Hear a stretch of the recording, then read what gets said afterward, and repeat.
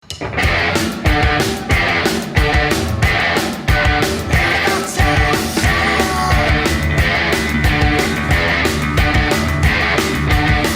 lot of nine-finger boys in the village. They haven't got much choice in the village.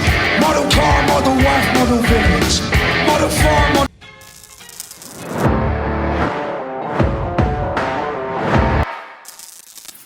Magandang araw sa lahat. Ako si Jessler Nick Alimes and I go by the name Pato Custom from Tagum City, province of Davao del Norte, Mindanao, Saya, Tabay. I started building custom bikes 2016. Bale, gumawa ako ng cafe racer para sa sarili ko. Ito yung ginawa kong outlet, stress ng law school at work. Bakit Pato Custom? Pato kasi yung endearment namin ng ex-girlfriend ko na asawa ko na ngayon. Doon ko naisipan na gawing signature style ang pag-integrate ng kahoy sa design element para sa mga future build ko. At doon na nagsimula yung Pato Custom. As I would like to say it, ako si Pato Custom. I do all the fabrication, the welding, the woodworks, leatherworks, basically lahat-lahat na necessary para makakomplete ng isang custom bike. My workshop, Pato Custom, is located near the heart of the city.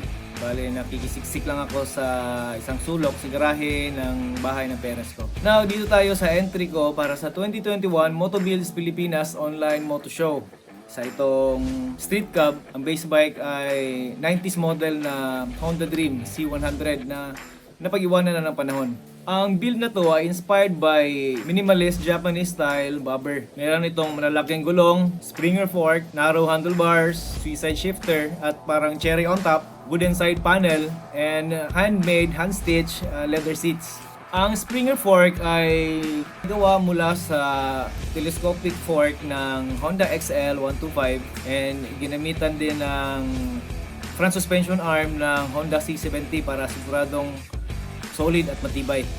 Meron itong custom-made handlebars gawa from old manubela ng Honda TMX. Narrow lang as inspired by Japanese choppers. And kung makikita, wala masyadong wire or cable bukod sa cable ng throttle para simple at minimalist, clean tingnan. Para sa cambio, ito ay suicide style, 3-piece linkage, my own design.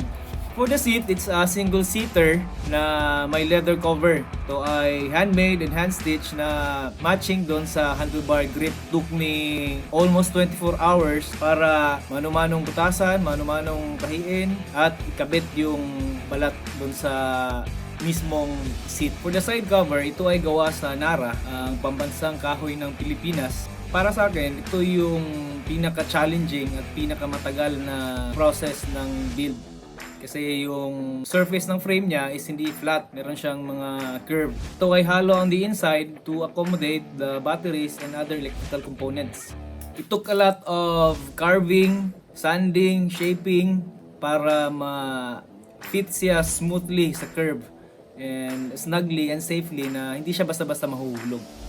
Last but not the least, siguro ito yung pinaka-favorite part ko sa build is yung brass crest na nakabaon dun sa kahoy at nakadikit dun sa handlebar. Ito ay parang shield na bearing the name Pato Custom.